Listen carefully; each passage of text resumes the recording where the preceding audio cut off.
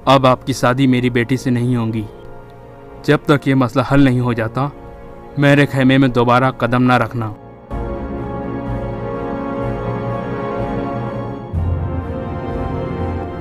गोंचा गुल खातून इतनी मासूम नहीं है जितनी तुम समझते हो। अम्मी जान का खेमा अब कोई आम खेमा नहीं है हलीमा। जो लोग हमारे खेमे में घुस गए वो और क्या क्या कर सकते हैं हम नहीं जानते।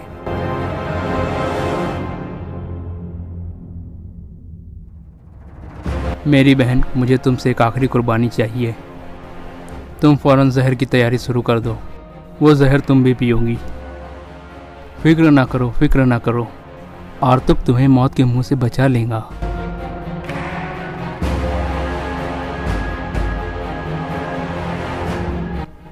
अब अगर मैंने तुम्हें अपने ऊपर झूठे इल्ज़ामात लगाते हुए सुना तो मैं तुम्हें खुद कत्ल करूंगा सलजान, समझ गई?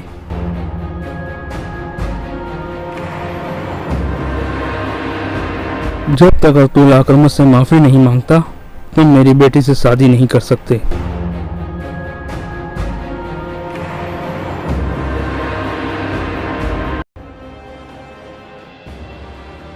अब तुम खुश भाई, तुम्हारी ख्वाहिश पूरी हो गई है।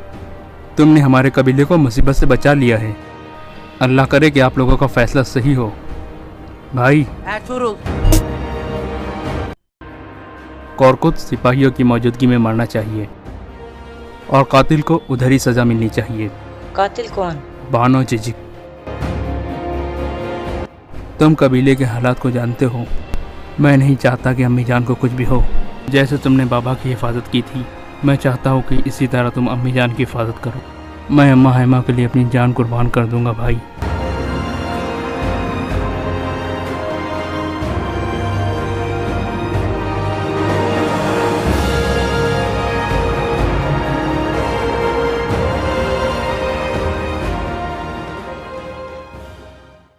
अस्सलाम वालेकुम नाज़रीन। इस किस्त के आगाज़ में हलीमा सुल्तान सलजान से कहती है कि मैंने तुम्हारे मसले में तुम्हारा साथ दिया, लेकिन अब ये सारी बातें मुझे अर्तुल को बतानी होंगी। जिस पर सलजान कहती है कि अभी मत बताओ, अभी मेरे पास कोई ठोस सबूत नहीं है उनके खिलाफ़, इसलिए पहले गोपचे की शादी हो लेने दो।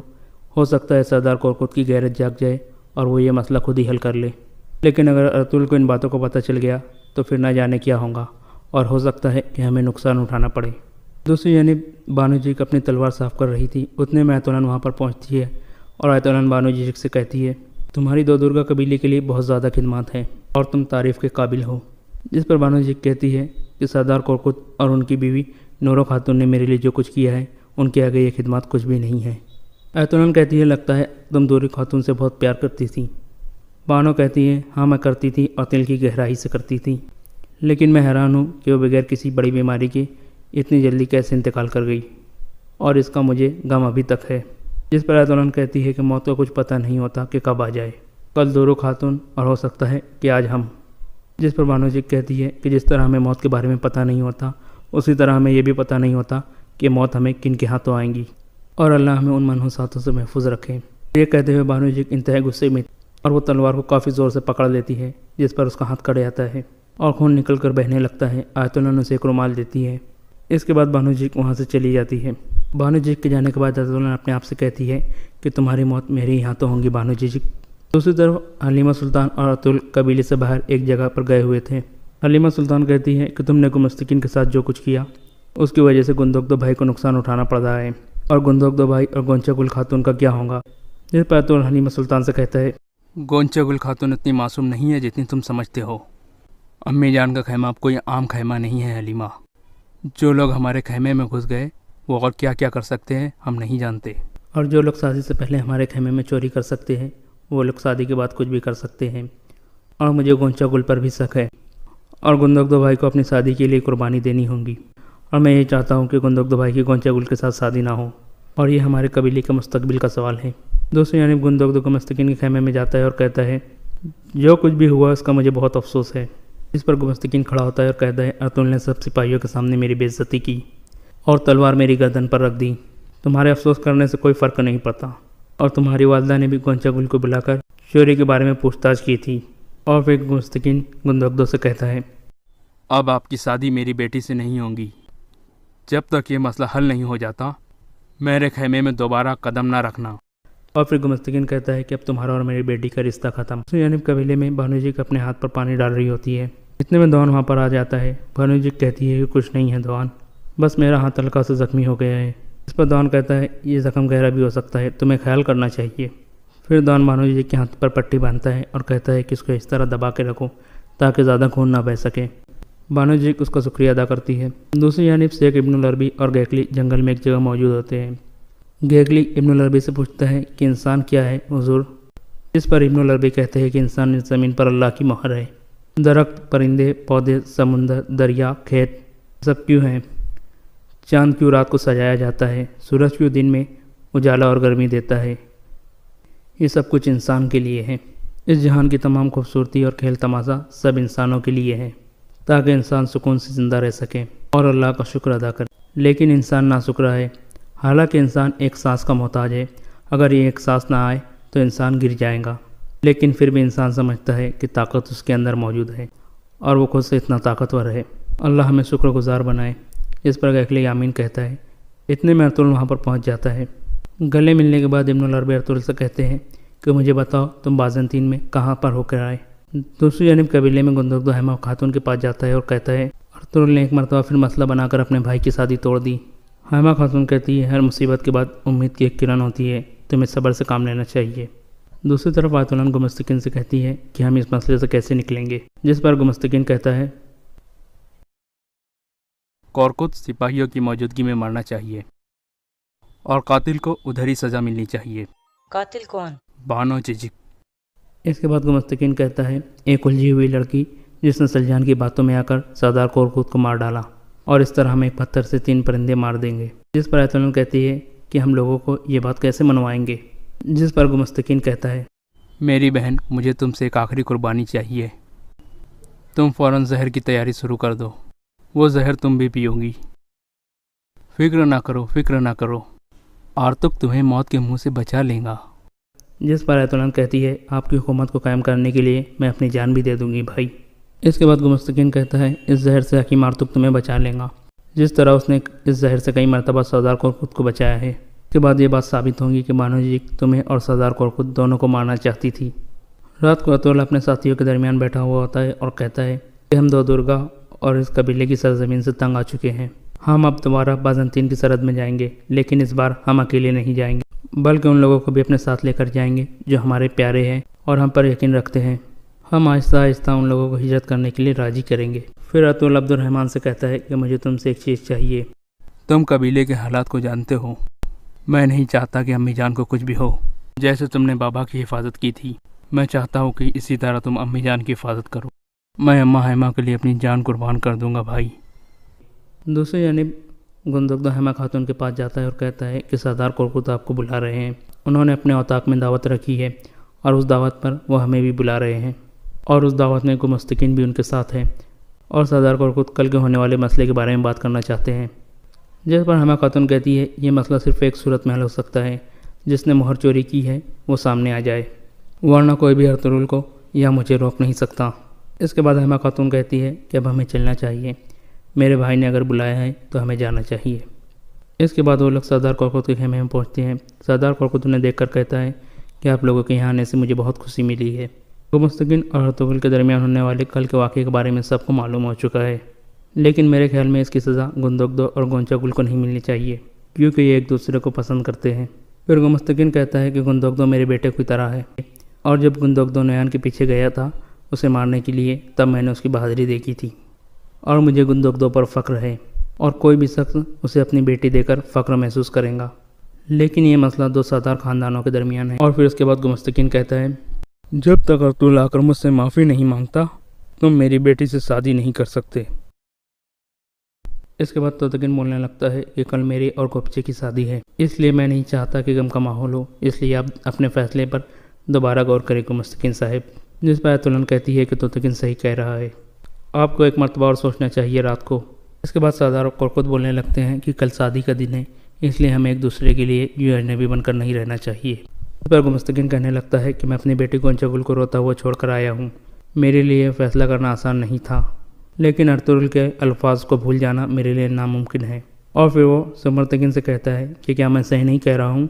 जिस पर समर्थकन कहता है, अभी तक ऐसा देखा नहीं गया है कि अर्तुल ने कभी कोई गलती की हो, लेकिन मेरी दुआ है कि इस बार अर्तुल गलत हो। जिस पर गुमस्तकिन समर्थकन से कहता है कि तुम भी अपने भाई की तरह सोचते हो। इसके बाद हेमा खातून कहती है कि हम ये फैसला उस वक्त करेंगे जब हमें पता चल जाएगा कि अर्तुल सही है या गलत, क्योंकि जैसा कि गुमस्तकिन ने कहा है कि यह मसला दो सरदार खानदानों के दरमियान का है, इसलिए जब तक कि सच सामने नहीं आ जाता ये शादी नहीं हो सकती। इसके बाद सब अपने अपने खेमा में चले जाते हैं। वापस आकर गुंदगदो हेमा खातून से कहता है कि आप ऐसा कैसे कह सकती हो वालदा। जिस पर हेमा खातून कहती है कि शादी हमारे लिए खुशी नहीं लेकर आएंगी जब तक कि मोहर चोरी करने वाला हमारे सामने ना आ जाए। इतने में अर्तुल भी वहाँ पर आ जाता है। गुंदगदो अर्तुल को देखकर कहता है, अब तुम खुश भाई, तुम्हारी ख्वाहिश पूरी हो गई है। तुमने हमारे कबीले को मुसीबत से बचा लिया है। अल्लाह करे कि आप लोगों का फैसला सही हो भाई। इसके बाद हेमा खातून अर्तुल से कहती है, अब तक मैं तुम्हारी बातों पर गौर नहीं करती रही, लेकिन हर बार तुम सही साबित हुए। लेकिन इस मसले पर मैं तुम्हारी बात सुनूंगी। जब तक मोहर चोरी करने वाला सामने नहीं आ जाता मैं गुंदगदो और गोंचागुल की शादी नहीं होने दूंगी। लेकिन बेटा अर्तुल, अगर तुम गलत हुए तो हम इन लोगों का सामना कैसे करेंगे? कल गोपची की शादी है, मैं मज़ीद मुसीबत नहीं चाहती। जिस पर अर्तुल कहता है कि मैं समझ गया हूँ वालदा। अगले दिन सुबह के वक्त अब अगर मैंने तुम्हें अपने ऊपर झूठे इल्ज़ामात लगाते हुए सुना तो मैं तुम्हें खुद कत्ल करूँगा सलजान, समझ गई? वक्त गोपची सलजान के खेमे में जाती है और कहती है कि मैं आपका हाथ चूमना चाहती हूँ और आपकी दुआएं लेना चाहती हूँ। सलजान उसे गले लगा लेती है और प्यार करती है। इसके बाद गोपची कहती है कि मैंने आपका दिल तोड़ा और अपनी हद क्रॉस की, हालांकि आप सही थी। आपने हमेशा मेरी मदद की, मुझे माफ़ कर दे। मैं शादी से पहले आपकी दुआएं लेकर जाना चाहती हूँ। जिस पर सलजान कहती है कि मेरी दुआएं हमेशा तुम्हारे साथ है और तुम मेरी ज़िंदगी का हिस्सा हो। मैं किसी को भी तुम्हारा दिल तोड़ने नहीं दूंगी। फिर वो दोबारा गले मिलते हैं और यहाँ पर ये एपिसोड ख़त्म हो जाता है। नाज़रीन, आपसे रिक्वेस्ट है कि अगर आपने अभी तक अर्तुल फैन को सब्सक्राइब नहीं किया है तो अर्तुल फैन को सब्सक्राइब कर ले और साथ ही बेल आइकॉन भी दबा दे ताकि हमारी वीडियो टाइम पर आपको पहुँचती रहे। जिस वक्त खलीफा अल-आज़िज़ कासिद को यह पैगाम दे रहा था, उसी वक्त मिस्र में काहिरा से 10-12 मील दूर 3 शूटर सवार काहिरा की तरफ खरामा खरामा आ रहे थे। वो मिस्र की फ़ौज के गश्ती संतरी थे।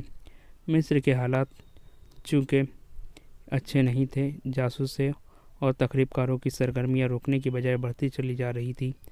सुल्तान अय्यूबी को अच्छी तरह मालूम था कि मुल्क में गद्दारी और बगावत की चिंगारियाँ भी सुलग रही है उस सूडानी फ़ौज की तरफ से जिसने उसे बरतरफ कर दिया था। खतरा पूरी तरह टला नहीं था। इस फ़ौज के कमांडर, ओहदेदार और सिपाही तजुर्बाकार अस्करी थे, किसी भी वक्त मुल्क के लिए खतरा बन सकते थे। सबसे बड़ा खतरा तो ये था कि सुल्तान अय्यूबी के मुखालिफिन ने सलेबियों से दोस्ताना ताल्लुकात कायम कर रखे थे। उनके जासूसों को वो पनाह, अड्डा और मदद मुहैया कराते थे। इन खतरात के पेश नज़र दारुल हुकूमत से बहुत दूर दूर और हर तरफ फ़ौज के चंद एक दस्ते रखे गए थे।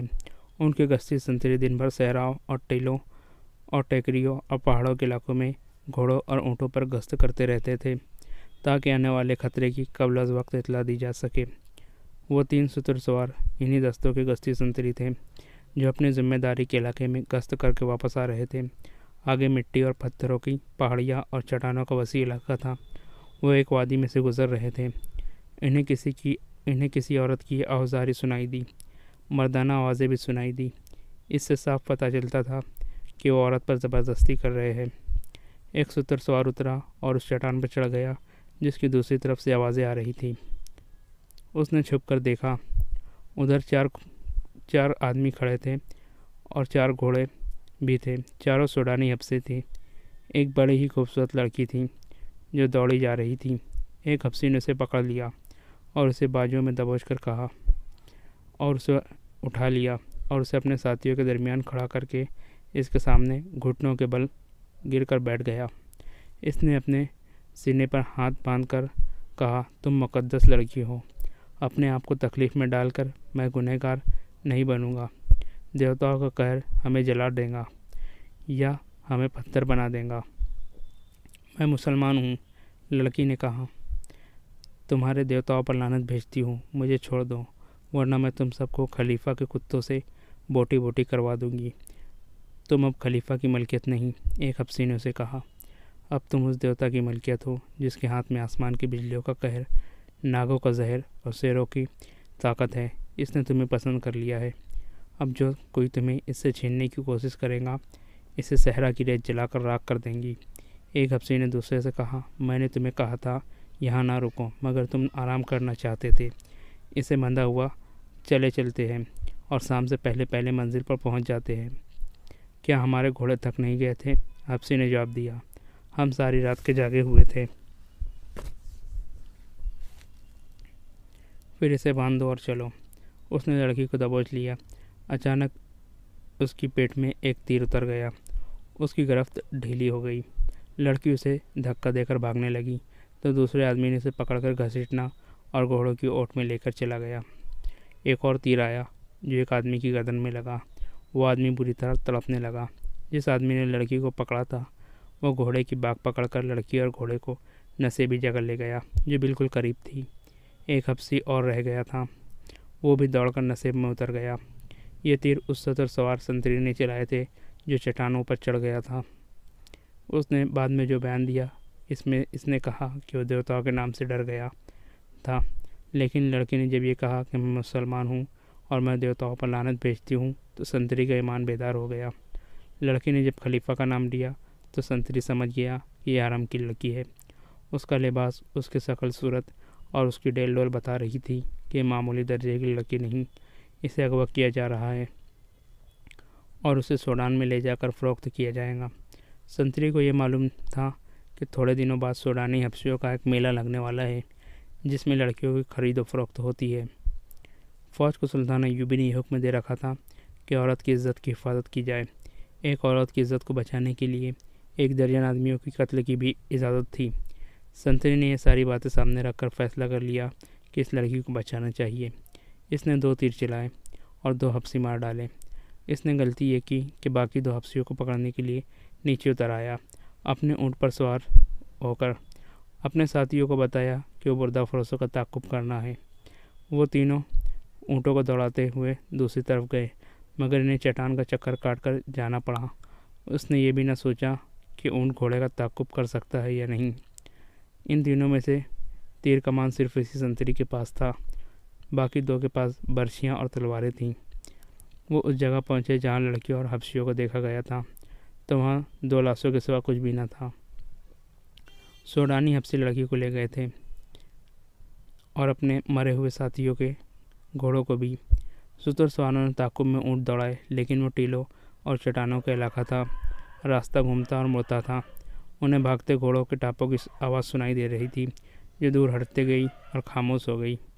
सुतर सवारों ने दोनों लाशों और ऊँटों पर लाद दी और वापस चले आ गए।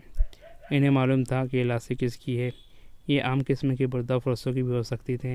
इन्हें उठा लाना ज़रूरी न था, लेकिन लड़की खलीफा की मालूम होती थी, इसलिए लाशें उठाना ज़रूरी समझा गया ताकि ये मालूम हो सके कि अगवा करने वाले कौन थे।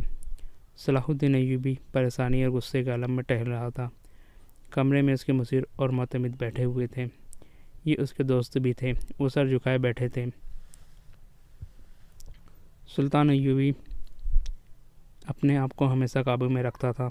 वो कभी जज्बाती नहीं होता, गुस्सा पी जाया करता था और जहन को पूरी तरह काबू में रखकर सोच और समझ कर फैसला किया करता था। ऐसे हालात ने भी उसे आजमाया था जिनमें जाबिर जंगजू भी हथियार डाल दिया करते हैं। वो मुहासरों में भी लड़ा था और इस हाल में भी मुहासरे में रहा था कि इसके सिपाहियों के हौसले टूट गए थे। किले में खाने पीने के लिए कुछ भी ना रहा था और सिपाहियों के तुर्कस भी फैल हो गए थे। इसके सिपाही इंतज़ार में थे कि वह हथियार डालकर इन्हें अजियत और मौत से बचा लेगा, लेकिन सुल्तान अय्यूबी ने सिर्फ अपना हौसला ही मजबूत न रखा बल्कि सिपाहियों में भी नई रूह फूंक दी। मगर इस रोज़ सुल्तान अय्यूबी को अपने ऊपर काबू नहीं रहा था। चेहरा पर गुस्सा भी था, घबराहट भी। यही वजह थी कि सब खामोश बैठे हुए थे। आज पहली बार मेरा दिमाग मेरा साथ छोड़ गया है, उसने कहा। क्या ये मुमकिन नहीं कि आप खलीफा के इस पैगाम को नज़रअंदाज कर दें? उसके नायब अल नासिर ने कहा। मैं ऐसी कोशिश में मसरूफ़ हूँ, सुल्तान अय्यूबी ने कहा, लेकिन इल्ज़ाम की नौयत देखो जो मुझ पर आयद की गई है। मैंने इसके हरम की एक लड़की अगवा कराई है। अस्तगफिरुल्लाह, अल्लाह मुझे माफ़ करे। इसने मेरी तौहीन में कोई कसर नहीं छोड़ी, बल्कि धमकी कासिद की ज़बान भिजवाई है। वो मुझे बुला लेता, बराह रास्त मेरे साथ बात करता। फिर भी मैं यही मशवरा दूंगा कि अपने आप को ठंडा कीजिए। बहाउद्दीन सद्दाद ने कहा। मैं सोच ये रहा हूँ कि क्या वाकई हरम से कोई लड़की अगवा हुई है। सुल्तान अय्यूबी ने कहा। यह झूठ मालूम होता है। उसे पता चल गया होगा कि मैंने खुतबे में से इसका नाम निकलवा दिया है। इसके जवाब ने मुझ पर इल्ज़ाम लगाकर कि मैंने इसके हरम की एक लड़की अगवा कराई है, इंतकाम लेने की कोशिश कर रहा है। सुल्तान अय्यूबी ने ईसा अलकारी और फ़कीह से कहा, एक हुक्मनामा मिस्र के तमाम मस्जिदों के नाम जारी कर दो कि आइंदा किसी भी मस्जिद में खुतबे में खलीफा का जिक्र नहीं किया जाएगा। आप इसके यहाँ चले जाए और इससे बात करें। अल नासिर ने कहा, इसे साफ अल्फाज में बता दे कि खलीफा कौम की इज़्ज़त का निशान होता है, लेकिन इसका हुक्म नहीं चल सकता, खुसूसन इस सूरत हाल में जब हालात जंगी है और दुश्मन का ख़तरा बाहर से भी है और अंदर से भी मौजूद है। मैं तो यहाँ तक मशवरा दूंगा कि इसके मुहाफ़िज़ दस्ते की नफरी कम कर दें, सूडानी हब्सियों की जगह मिस्र की फ़ौज का दस्ता रखें और इसके महल के अखराजात भी कम कर दें। मैं इसके नताइज से आगाह हूँ। हमें मुकाबला करना ही पड़ेगा। हमें अल्लाह पर भरोसा रखना चाहिए। मैंने हमेशा अपने अल्लाह पर भरोसा किया है। सुल्तान अय्यूबी ने कहा, खुदा जल जलाल मुझे इस जिल्लत से भी बचा लेगा। दरबान अंदर आया। सब ने उसकी तरफ देखा। उसने कहा, सोहरा के गश्ती दस्ते का कमांडर अपने 3 सिपाहियों के साथ आया है। वो 2 सूडानियों की लाश लाए हैं। सब ने दरबान की मदाखलत को अच्छी नज़र से न देखा। इस वक्त सुल्तान अय्यूबी बड़े ही अहम और खुफिया इलाज में मसरूफ़ था, लेकिन सुल्तान ने दरबान में कहा कि उन्हें अंदर भेज दो। सुल्तान अय्यूबी ने अपने दरबान से कह रखा था कि जब भी कोई इसे मिलने आए तो वो इसे इतला दे दे।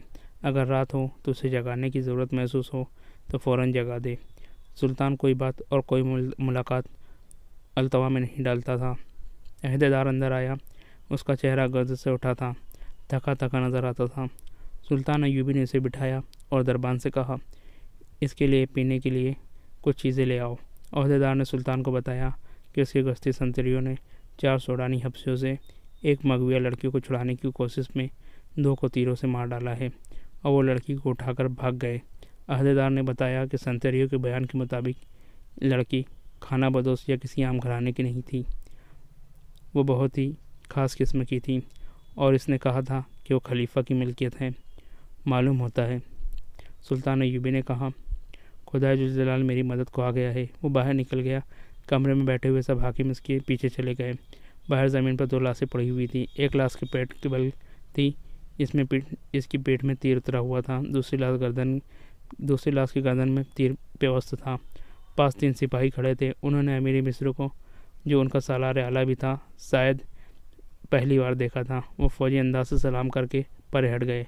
सुल्तान अय्यूबी ने उनके सलाम का सिर्फ जवाब ही नहीं दिया, बल्कि उनसे हाथ भी मिलाया और कहा, यह शिकार कहाँ से मिला, कहाँ से लाए हो मोमिनो। इस संतरी ने, जिसने चट्टान से तेज चलाकर 2 आदमियों को मारा था, सुल्तान अय्यूबी को सारा वाक़या तफसील से सुना दिया। क्या मुमकिन हो सकता है कि वो लड़की खलीफा की दास्ता थी? सुल्तान अय्यूबी ने अपने मुसीरों से मालूम किया।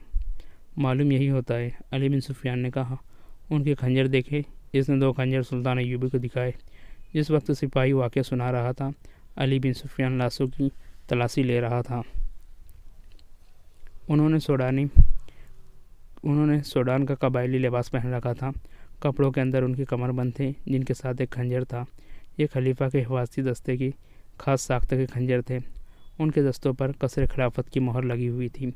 अली बिन सुफियान ने कहा, अगर इन्होंने ये खंजर चोरी नहीं किए हैं तो ये दोनों कसर खिलाफत के हिफाजती दस्ते के सिपाही है। ये कहा जा सकता है कि लड़की वही है जो खलीफा के हरम से अगवा हुई है और अगवा करने वाले खलीफा के मुहाफ़िज़ों में से है। लाशें उठाओ और खलीफा के पास ले चलो। सुल्तान अय्यूबी ने कहा, पहले ये यकीन कर लिया जाए क्या ये वाकई खलीफा के मुहाफ़िज़ों में से है। अली बिन सुफियान ने कहा और वहाँ से चला गया।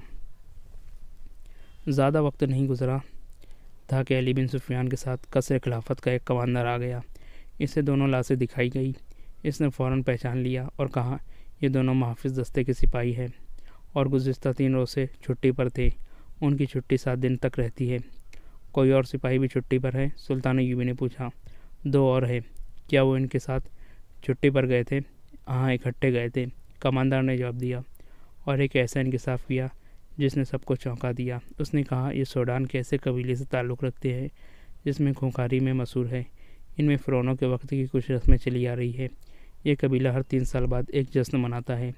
ये एक मेला होता है जो 3 दिन और 3 रातें रहता है। दिन ऐसे मुकर्रर किए जाते हैं। चौथी रात चांद पूरा होता है। मेले में वो लोग भी जाते हैं जिनका इस कबीले के साथ कोई ताल्लुक़ नहीं होता। वह सिर्फ अय्यासी के लिए जाते हैं। मेले में लड़कियों के खरीदो फरोख्त के लिए बाकायदा मंडी लगती है। इस मेले से 1 माह पहले ही इर्द गिर्द, बल्कि काहिरा तक के लोग, जिनकी जब बेटियां जवान हो गई हैं, होशियार और चौकस हो जाते हैं। वो लड़कियों को बाहर नहीं जाने देते। इन दिनों खाना बदोश भी इस इलाके से दूर चले जाते हैं।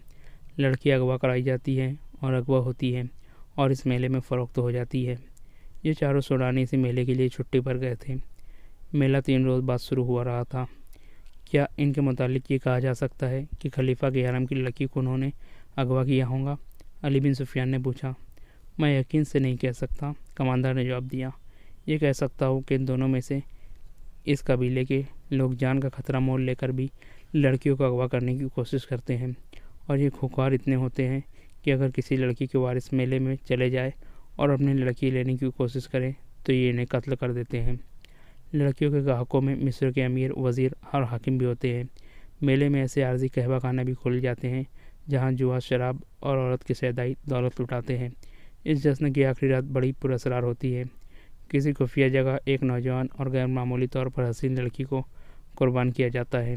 ये किसी को भी मालूम नहीं कि लड़की को कहाँ और किस तरह कुर्बान किया जाता है। ये काम उनका एक मजहबी पेशवा, जिसे हब्सी खुदा भी कहते हैं, करता है। इसके साथ बहुत थोड़े से खास आदमी और 4-5 लड़कियां होती हैं। लोगों को लड़की का कटा हुआ सर और खून दिखा दिया जाता है, जिसे देखकर यह कबीला पागलों की तरह नाचता और शराब पीता है। खलीफा ने मुहाफिज दस्ते का नाक में दम कर रखा था। तमाम तर मुहाफिज दस्ता धूप में खड़ा था। सूरज गुरूब होने में कुछ देर बाकी थी। उस दस्ते को सुबह खड़ा किया गया था। कमानदारों और अहदेदारों को भी खाने की इजाज़त दी गई थी और ना ही पानी पीने की।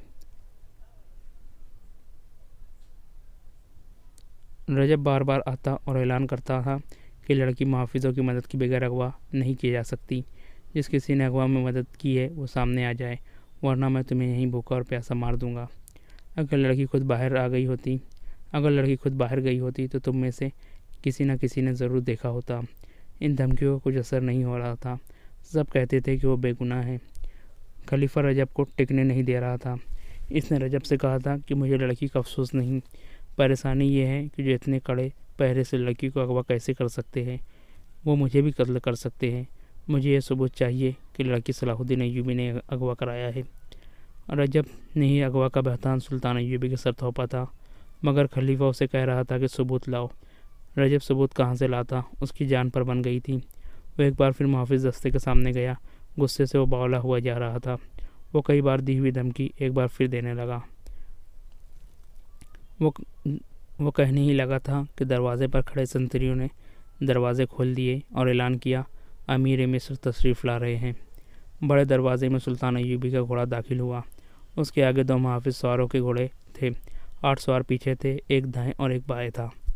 उनके पीछे सुल्तान अय्यूबी के हाकिम और मुसीर थे। उनमें अली बिन सुफियान भी था।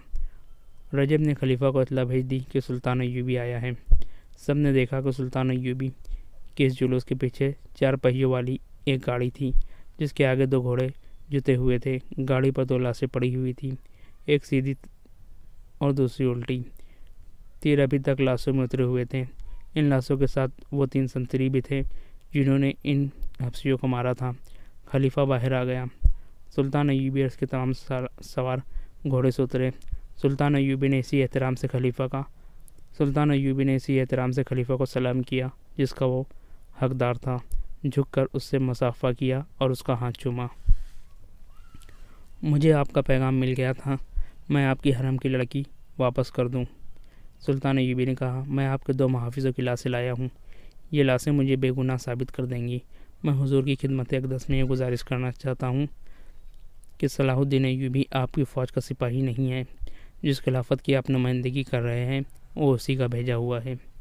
खलीफा ने जब सुल्तान अय्यूबी के तेवर भाप लिए, इसी फातमी खलीफा का ज़मीर गुनाहों के बोझ से करा रहा था। वो सुल्तान अय्यूबी की बारवाब और पुरजलाल शख्सियत का सामना करने के भी काबिल नहीं था। उसने सुल्तान अय्यूबी के कंधे पर हाथ रखकर कहा, मैं तुम्हें अपने बेटों से ज़्यादा अजीज समझता हूँ। सलाहुद्दीन, अंदर आओ।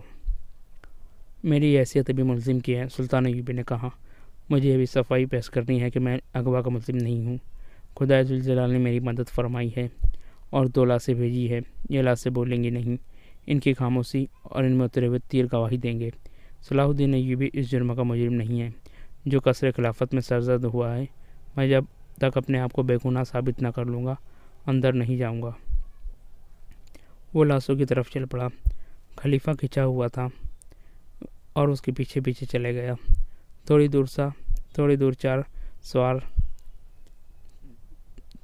450 नफरी का मुहाफिज दस्ता खड़ा हुआ था। सुल्तान अय्यूबी ने लाशें उठवाकर इस दस्ते के सामने रख दी और बुलंद आवाज़ से कहा, 8 सिपाही आगे आओ और लाशों को देखकर बताओ कि ये कौन है। पहले कमांडर और अहदेदार आए। उन्होंने लाशें देखकर नाम बताया और कहा, ये हमारे दस्ते के सिपाही थे। इनके बाद 8 सिपाही और आए। उन्होंने भी लाश को देखकर कहा कि इन्हीं के साथी थे। 8 और सिपाही आए, फिर 8 और, इसी तरह 8 सिपाही आते रहे और बताते ही रहे कि लाशें इनके फला फला साथियों की है। सलाहुद्दीन अय्यूबी, खलीफा ने कहा, मैंने मान लिया है कि लाशें कसर खिलाफत की 2 मुहाफिजों की है। मैं इससे आगे सुनना चाहता हूँ कि इन्हें किसने हलाक किया है। सुल्तान अय्यूबी ने गश्ती संतरी जिसने उन्हें हलाक किया था कहा कि अपना बयान दोहरा दे। उसने पूरा वाक़या खलीफा को सुना दिया। वो ख़त्म कर चुका तो सुल्तान अय्यूबी ने खलीफा से कहा, मेरे सामने लड़की नहीं लाई गई। वो सोडानी कबीले के मेले में फ़रोख्त होने के लिए गई है। खलीफा खिसियाना हुआ जा रहा था। उसने सुल्तान अय्यूबी से कहा कि वो अंदर चले। सुल्तान अय्यूबी ने अंदर जाने से इनकार कर दिया और कहा, मैं इस लड़की को ज़िंदा या मुर्दा बरामद करके आपके हुजूर हाज़िरी दूंगा। अभी मैं इतना ही कहूँगा कि हरम की एक ऐसी लड़की का अगवा जो तोहफे के तौर पर आई हुई थी और जो आपकी मन को हबीबी नहीं बल्कि दास्ता थी, मेरे लिए ज़र्रा भर अहमियत नहीं रखती। खुदावंद ताला ने मुझे इससे ज़्यादा अहम फ़राइज़ सौंपे हैं। मेरी परेशानी ये नहीं कि एक लड़की अगवा हो गई है। खलीफा ने कहा, असल परेशानी ये है कि इस तरह लड़की अगवा होने लगी तो मुल्क में कानून का क्या हासिल होगा, और मेरी परेशानी ये है कि सल्तनत इस्लामी अगवा हो रही है। सुल्तान अय्यूबी ने कहा, आप ज़्यादा परेशान ना हो, मेरा शोबा सुराग रसा लड़की को बरामद करने की पूरी कोशिश करेगा। सुल्तान अय्यूबी को ज़रा परे लेकर खलीफा गया और कहा, सलाहुद्दीन, मैं एक अरसे से देख रहा हूँ कि तुम मुझसे कुछ खींचे खींचे रहते हो। मैं नजमुद्दीन अय्यूब, सुल्तान अय्यूबी के वालिद मोहतरम, उनका बहुत एहतराम करता हूँ, मगर तुम्हारे दिल में मेरे लिए ज़र्रा भर एहतराम नहीं है। और मुझे आज बताया गया है कि जामा मस्जिद के खतीब अमीरुल आलम ने ये गुस्ताखी की है कि खुतबे से मेरा नाम हटा दिया है। मुझे रजब ने बताया है कि मैं इस गुस्ताखी की सज़ा दे सकता हूँ। मैं तुमसे पूछना चाहता हूँ, इसने तुम्हारी सह पर ऐसा तो नहीं किया? मेरी सह पर नहीं किया। मेरे हुक्म पर इसने खलीफा का नाम खुतबे से हटाया है। सुल्तान अय्यूबी ने कहा, सिर्फ आपका नाम ही नहीं बल्कि हर उस खलीफा का नाम खुतबे से हटा दिया गया है जो आपके बाद आएगा, जो इसके बाद आएगा। हुजूर, बहुत क्या ये हुक्म फातमी खिलाफत को कमज़ोर करने के लिए जारी किया गया है? खलीफा ने पूछा, मुझे शक है कि यहाँ अब्बासी खिलाफत लाई जा रही है। हुजूर बहुत बूढ़े हो गए। सुल्तान अय्यूबी ने कहा, कुरान ने शराब को इसलिए हराम कहा था कि इससे दिमाग माफ हो जाता है। सुल्तान ने ज़रा सोच कर कहा, मैंने फ़ैसला किया है कि कल से आपके मुहाफिज दस्ते में रद्द-बदल होगा और रजब को मैं वापस लेकर आपको नया कमांडर दूंगा। लेकिन मैं रजब को यहाँ रखना चाहता हूँ। खलीफा ने कहा, मैं हुजूर से दरख्वास्त करता हूँ कि फ़ौजी मामलात में दखल देने की कोशिश ना करें। सलाहुद्दीन ने कहा और अली बिन सुफियान की तरफ मुतवज्जा हुआ जो 5 हफ्सी मुहाफिजों को लेकर आया था। ये 5 उसी कबीले से ताल्लुक़ रखते हैं। अली बिन सुफियान ने कहा, मैंने इस दस्ते से मुखातिब होकर कहा और इस कबीले के कोई और आदमी यहाँ हो तो बाहर आ जाए। ये 5 सफ़ों में से बाहर आ गए। इनके मुतालिक मुझे कमांडरों ने बताया है कि परसों से छुट्टी पर जा रहे थे। मैंने इन्हें अपने साथ ले जा रहा हूँ। लड़की के अगवा में इनका हाथ हो सकता है।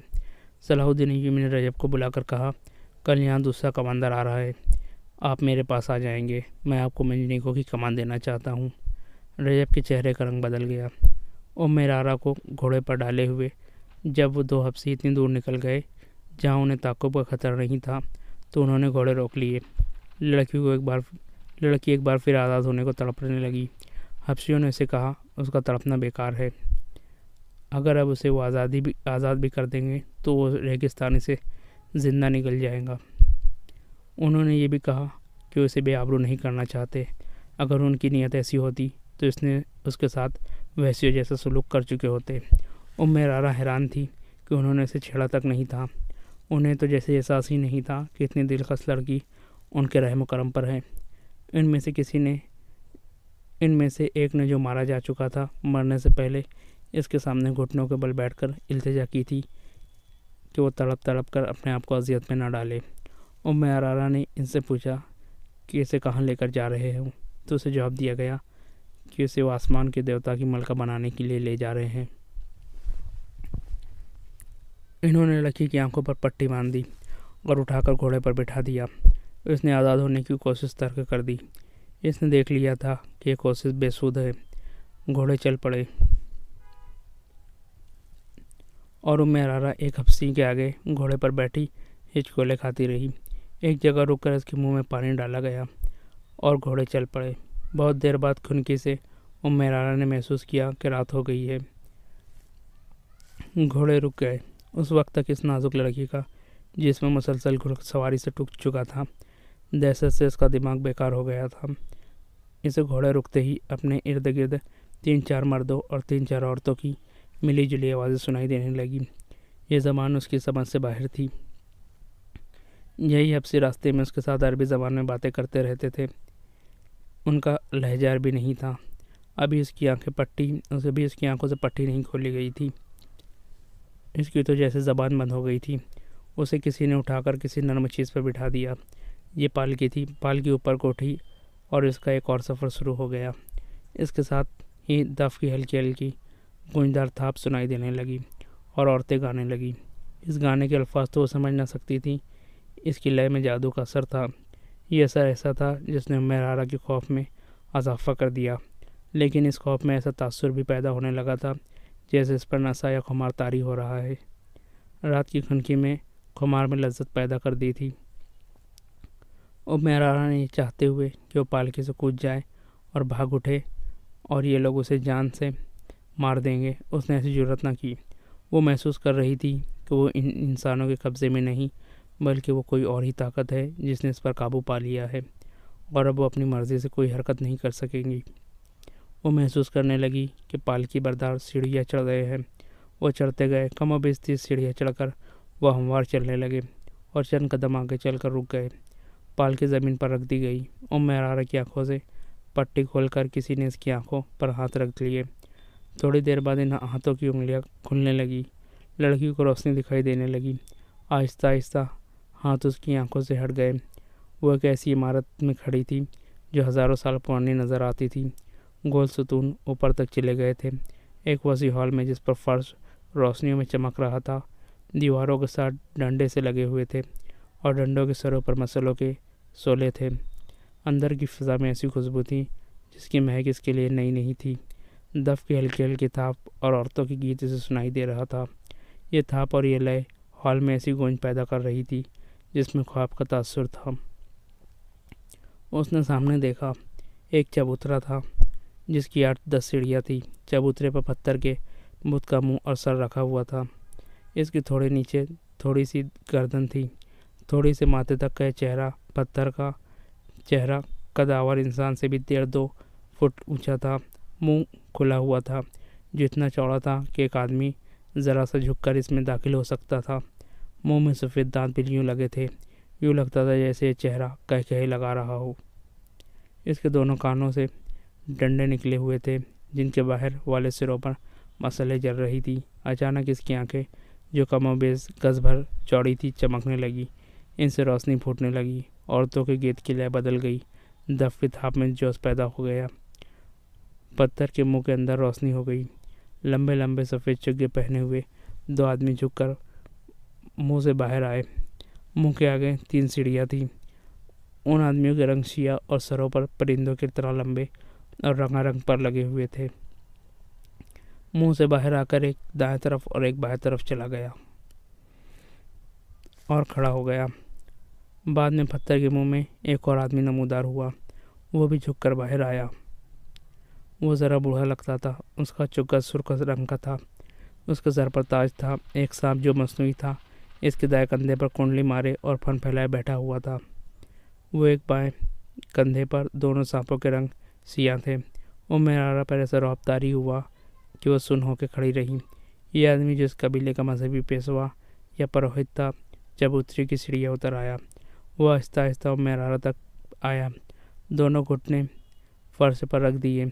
इसने लड़की के दोनों हाथ अपने हाथों में लेकर चूम लिए। इसने लड़की से अरबी ज़बान में कहा, तुम वो खुशनसीब लड़की हो जिसे मेरे देवता ने पसंद किया है। हम तुम्हें मुबारकबाद पेश करते हैं। उम्मेरारा बेदार हो गई। इसने रोते हुए कहा, मैं किसी देवता को नहीं मानती।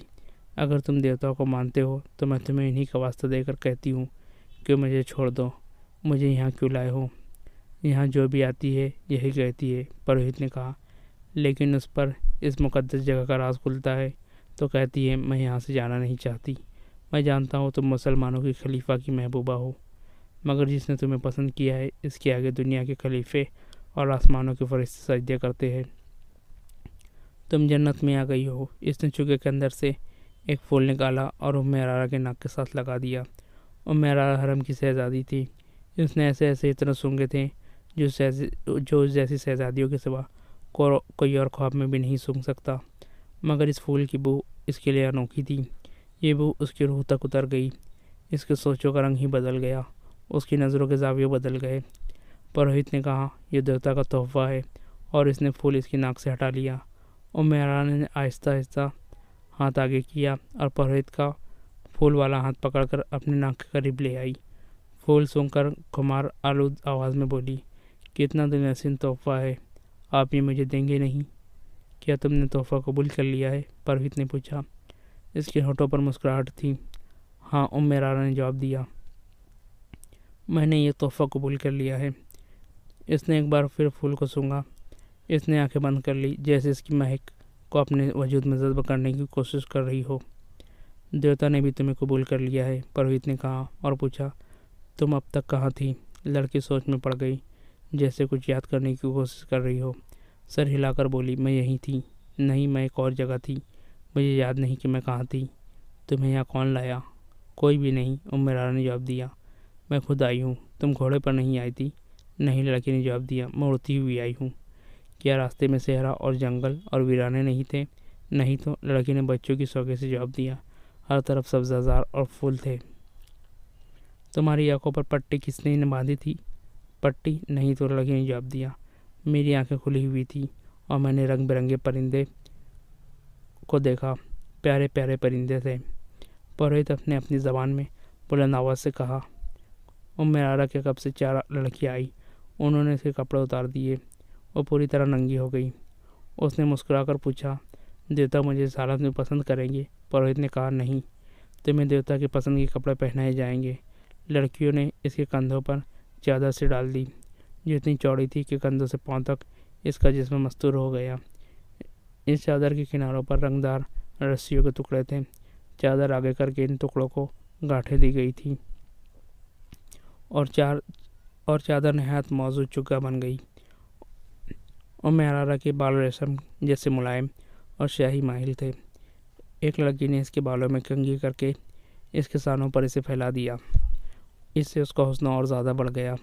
पुरोहित ने इसे मुस्कुराकर देखा और घूमकर पत्थर के इस मुहिब चेहरे की तरफ चल पड़ा जिससे वो निकला था। दो लड़कियों ने उम्मेरारा के हाथ थाम लिए और पुरोहित के पीछे पीछे चल पड़ी। उम्मेरारा शहजादियों की तरह चल पड़ी। इसने उधर उधर नहीं देखा कि माहौल कैसा है। इसकी चाल में वही शान थी। औरतों का राग इसे पहले से ज़्यादा तिलस्माती और पुरसोज मालूम होने लगा था। वो पुरोहित के पीछे हाथ लड़कियों के हाथों पर रखे चबूतरी की सीढ़ियाँ चढ़ने लगी। पुरोहित पत्थर के पहाड़ जैसे चेहरे मोहरे के मुंह में दाखिल हो गया। उम्मेरारा भी 3 सीढ़ियाँ चढ़कर पत्थर के मुंह में झुककर दाखिल हो गई। दोनों लड़कियाँ वहीं खड़ी रही। उम्मेरारा का हाथ पुरोहित ने थाम लिया। मुंह की छत ऊंची नीची थी। वो सीधे चल पड़े। हलक में नीचे उतरे तो सीढ़ियाँ थी। सीढ़ियाँ उतर गई। ये एक तहखाना था जहाँ कंदीलें रोशन थी। उस कमरे में भी महक थी। ये कमरा कुछ सादा नहीं था। छत ऊंची नहीं थी, इसकी दीवारें और छत दरख्तों और पत्तों और फूलों से ढकी हुई थी। फर्श पर मुलायम घास और घास पर फूल बिछे हुए थे। एक कोने में खुशनुमा सुराही और प्याले रखे हुए थे। पुरोहित ने सुराही से 2 प्याले भरे, एक उम्मे रारा को दिया। दोनों ने प्याले होंठों से लगाए और खाली कर दिए। देवता कब आएगा? उम्मे रारा ने पूछा।